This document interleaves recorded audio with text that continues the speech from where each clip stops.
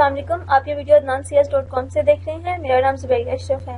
इस ट्यूटोरियल में हम स्ट्रिंग की स्टैंडर्ड लाइब्रेरीज को देखेंगे कि हमारे पास स्ट्रिंग में स्टैंडर्ड लाइब्रेरीज के अंदर ऐसे कौन कौन से फंक्शंस हैं जिनको हम अपने प्रोग्राम में इस्तेमाल कर सकते हैं। जो ऐसे प्रोग्राम जो C++ ने हमें बिल्ट इन दिए हैं, जिनको सिर्फ हम फंक्शन के साथ, हमें कोई ज़्यादा कोड लिखने की जरूरत नहीं पड़ती, सिर्फ एक फंक्शन लिखते हैं, उसमें कुछ पैरामीटर पास करते हैं और उन स्टैंडर्ड लाइब्रेरीज की वजह से हम उन फंक्शन को अपने प्रोग्राम में इस्तेमाल कर सकते हैं।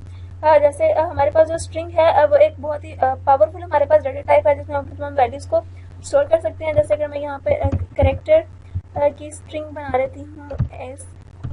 हमारे पास स्ट्रिंग का कॉन्सेप्ट सिर्फ यही नहीं है कि हमारे पास स्ट्रिंग इस तरह से डिफाइन हो के जिसके एंड में हमारे पास एक टर्मिनेटर आता हो। जैसे अगर मैं यहाँ पर डिफाइन कर दूँ एक स्ट्रिंग को, यहाँ पे हम लिख देते हैं 0,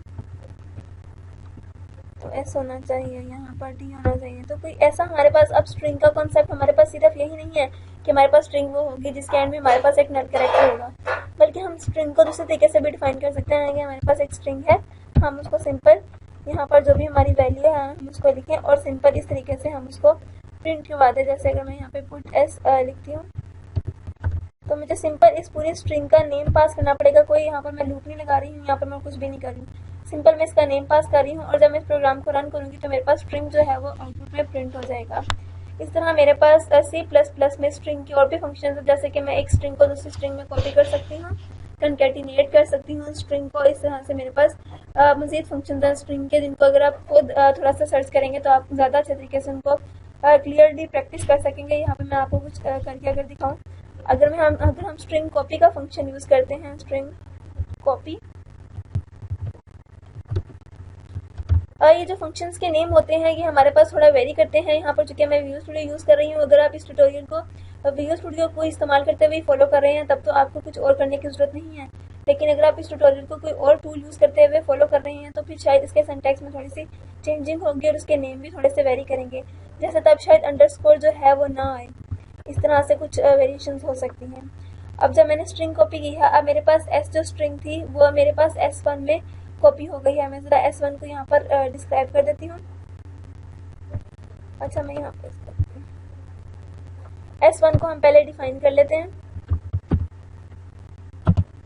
कैरेक्टर S1 टाइप की एक एरे ले लेते हैं, जिसको हम ब्लैंक छोड़ देते हैं क्योंकि हमें S में जो लिखा हुआ है वो हमें S1 में कॉपी करवाना है। तो अब ज़रा इस प्रोग्राम को अगर हम रन करते हैं तो देखते हैं कि हमारे पास आउटपुट में क्या आ रहा है।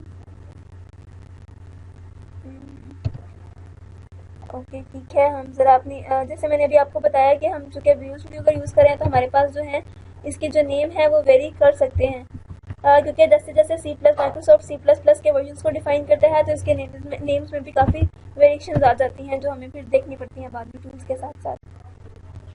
तो अब देखिए मेरे पास पहली आउटपुट का जो है वो स्ट्रिंग प्रिंट हो गया है जो कि S में पड़ा हुआ है। अभी हम इसको दोबारा से S1 में जो पड़ा हुआ है, पड़ी हुई वैल्यू, उसको ज़रा प्रिंट करके देखते हैं, क्योंकि S1 में हमने सिर्फ कॉपी की है S वाली स्ट्रिंग। तो ज़रा अब हम S1 का डाटा देख लेते हैं कि S1 में हमारे पास क्या आया है S1 की एरे में। ठीक है, तो इस तरह से जब हम अपने प्रोग्राम को रन करेंगे तो हमारे पास आउटपुट में दोनों दफ़ा जो है वो स्ट्रिंग प्रिंट होगा, क्योंकि यहाँ पर हमारे पास कैरेक्टर स्ट्रिंग है और उसको जब हम यहाँ पर कॉपी कर देंगे तो हमारे पास दोबारा यहाँ पर जो है वो स्ट्रिंग जो है वो प्रिंट हो जाएगा, क्योंकि हमने S में जो वैल्यू पड़ी हुई थी उसको S1 में कॉपी करवा दिया है। इस तरह से स्ट्रिंग के और भी फंक्शंस हैं जिनको हम इस्तेमाल कर सकते हैं।